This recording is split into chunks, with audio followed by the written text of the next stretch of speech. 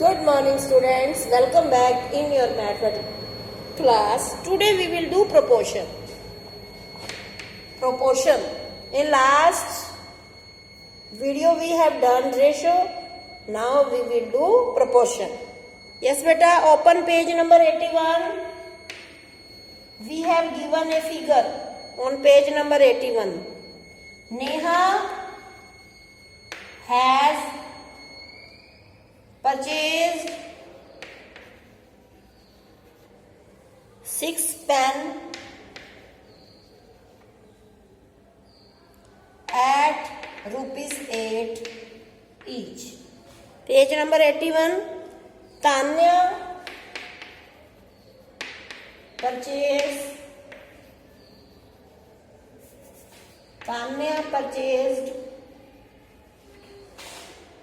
10 pens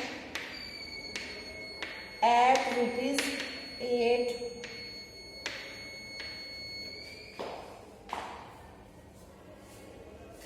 Yes beta. Now we will find the proportion.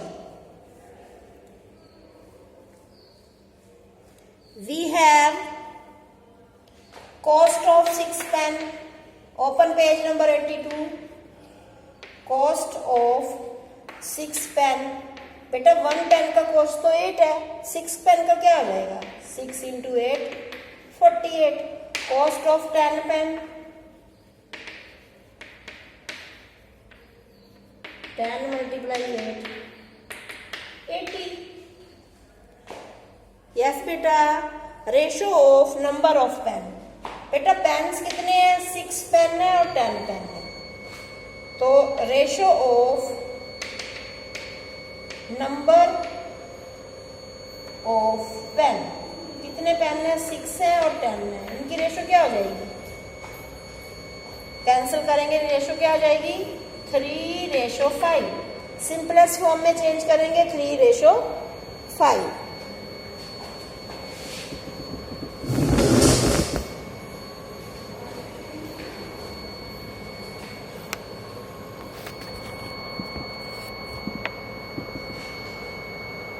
Yes बेटा.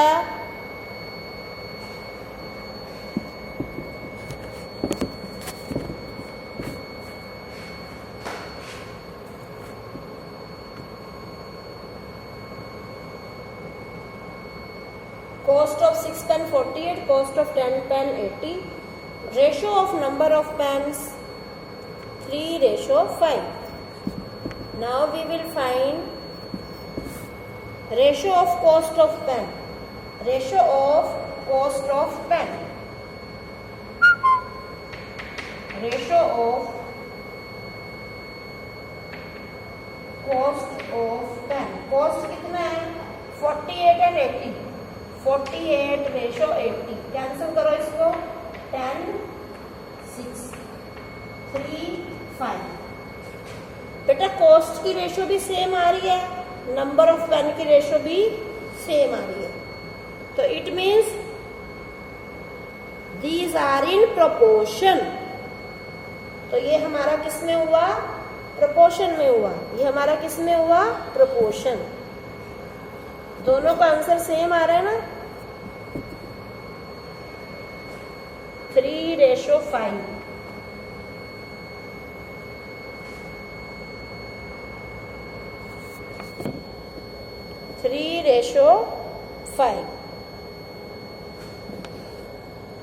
These are in proportion. These are in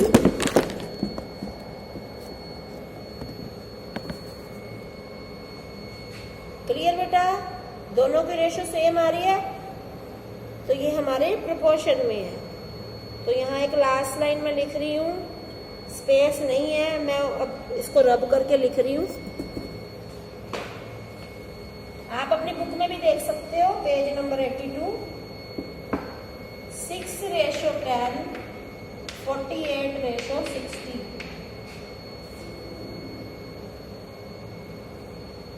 तो ये दोनों same है, दोनों की रेशो सेम है 3:5. तो इसे बोलेंगे proportion. And equality of ratio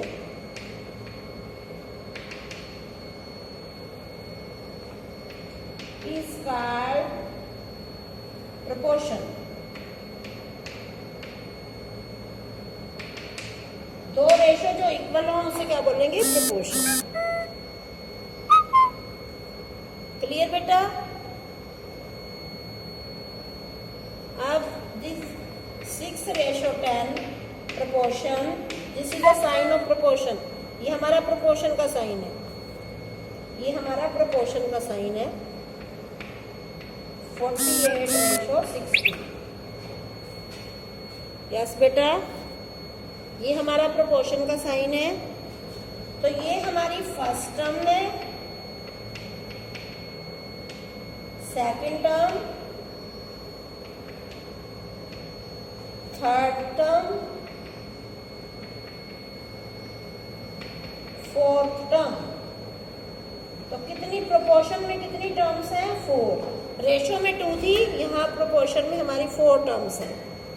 तो इन दो टर्म्स को, सेकंड को और थर्ड को हम बोलेंगे मीन्स. इन टर्म्स को हम क्या बोलेंगे? मीन्स. और जो फर्स्ट और फोर्थ टर्म्स है उसे बोलेंगे एक्सट्रीम्स. एक्सट्रीम बाहर वाली. ठीक है बेटा? तो second and third terms means, first and fourth terms extreme. Look in the book also. Now the product of means is equal to product of extreme. कैसे? 10 को मैंने 48 से मल्टीप्लाई किया, 480. 6 को मैंने, यहाँ सॉरी 80 था बेटा, यहाँ 80 था हमारा. 6 को मैंने 80 से मल्टीप्लाई किया, 480. यस बेटा? Clear? Product of means is equal to product of extreme. Product of mean is equal to product of extreme. ये हमारे मीन्स है और ये हमारे एक्सट्रीम है. प्रोडक्ट ऑफ मीन्स, ये मीन्स है और ये क्या है? Product of extreme. आप अपनी बुक में भी देखो, page number 82. Product of mean is equal to product of extreme. If two number are in proportion, product of extreme is equal to product of mean. अगर दो नंबर प्रोपोर्शन में हों तो मीन्स का प्रोडक्ट एक्सट्रीम के equal होता है. Now beta, example 4, we have given are 15, 20, 30, 40 in proportion. ये बताना है कि ये प्रोपोर्शन में है. अगर ये प्रोपोर्शन में है तो प्रोडक्ट ऑफ मीन किसके इक्वल होगा? Product of extreme. तो बेटा first and second term, third and fourth term, इनको हम मल्टीप्लाई करेंगे. Product of extreme 15 multiply 40. Product of mean 20 multiply 30. तो दोनों की मल्टीप्लिकेशन आप चेक करो. 600. दोनों की मल्टीप्लिकेशन क्या आ रही है? 600. Product of extreme is equal to product of mean. तो हमारा आंसर क्या आएगा? यस. आंसर क्या आएगा? यस. आप इनकी रेशो भी देखो, इन दोनों की रेशो भी सेम आएगी. तो आप लिख सकते हो yes 15, 20, 30, 40 are in proportion. Proportion, आपको मैंने बोला था कि कोई भी दो रेशो अगर इक्वल हो तो उन्हें क्या बोलते हैं? प्रपोर्शन। कोई भी दो रेशो अगर इक्वल हो तो उनको हम क्या बोलते हैं? प्रपोर्शन। क्लियर बेटा? आप इनकी रेशो भी चेक कर सकते हो, 15/20, 30/40, दोनों की रेशो देखो 3/4, 5 3 15, दोनों की रेशो भी क्या आ रही है? Same. Clear? To ratio proportion, definition of proportion, A statement of equality of ratio. जब दो रेशो इक्वल हो तो वो प्रपोर्शन में होती हैं। एग्जाम्पल 4 ओवर, नेक्स्ट एग्जाम्पल 5 दिया हुआ है, 5 6, example 5, in example 5 filling the blanks,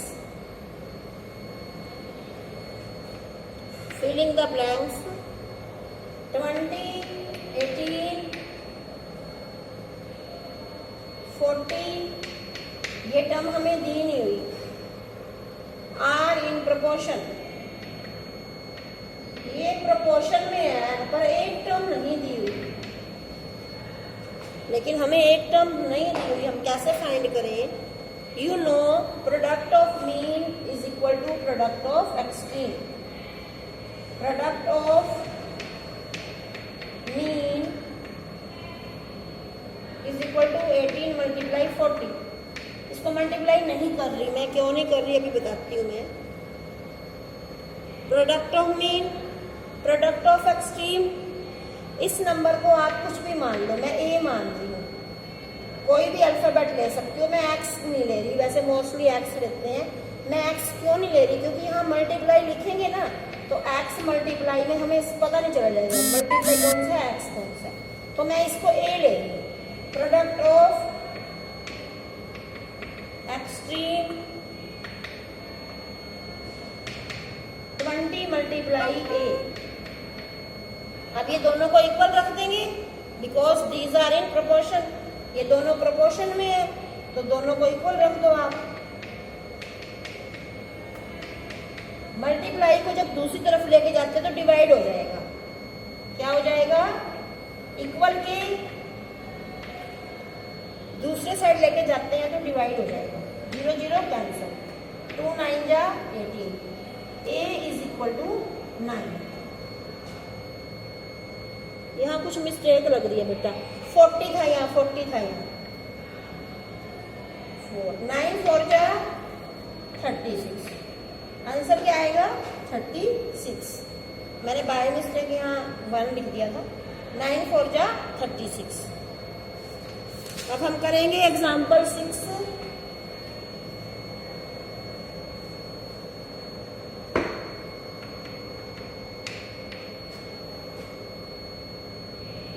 R20 10 10 5 in proportion, very easy. Example 6 आप अपने आप कर लोगे, बहुत इजी है।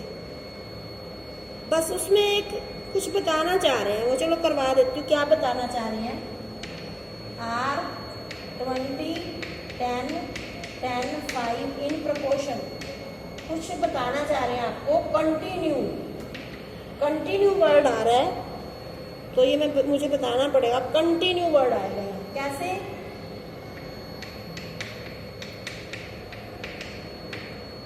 ये मीन और ये extreme, product of mean, product of extreme.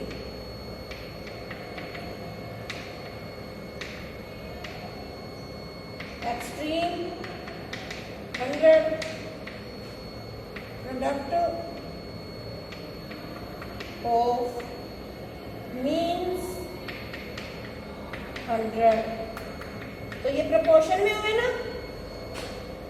तो बेटा एक बात ध्यान से देखो, इसमें 10 सेकंड टर्म भी 10 है और थर्ड भी 10 है, सेकंड भी 10 है, थर्ड भी 10 है, दोनों सेम है। तो इसको हम पता है अब क्या लिख सकते हैं? इसको हम लिख सकते हैं 20, 10 को 2 बार लिखने की जरूरत नहीं है, 20 10 5। इसका मीनिंग है कि 10 2 बार आ रहा है। इसका मीनिंग है कि 10 2 बार आ रहा है। Are in 20, 10, 5 are in continue. Continue means second और थर्ड टर्म सेम है। हम इसको 2 बार नहीं लिख रहे, ऐसे लिख सकते हैं। इसको हम ऐसे भी लिख सकते हैं, कॉन्टिन्यू प्रपोर्शन। 4 टर्म्स की बजाय 3 टर्म्स लिख के इसका मीनिंग है कि 10 2 बार आएगा। नोट में भी लिखा हुआ है, बुक में, यहाँ बुक में भी नोट में लिखा हुआ है। बुक में नोट में क्या लिखा हुआ है? In this example, second term and third term are repeated. We say that 20 10 by 5 are in continuous proportion. The number 10 is written only once. तो 10 को एक ही बार लिख सकते हो, 2 बार लिखने की बजाय, जब हम कंटिन्यू वर्ड लिखते हैं। क्लियर बेटा? Example 7। Example 7। In example 7 are 16, 8, 4 in continue proportion.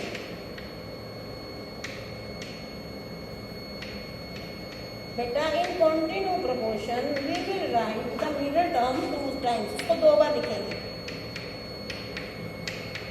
Mean, extreme, product of extreme, product of mean. Extreme 16 multiply 4 64. Mean 8 multiply 8 64. Both are same. It means these are in continuous proportion. 16, 18, 8 sorry, and 4 are in continue proportion. Clear beta? Clear to all of you? Yes? You will try question number 1, 2 and 3. Yes beta, you will try question number 1, 2 and 3. Okay, thank you, have a nice day.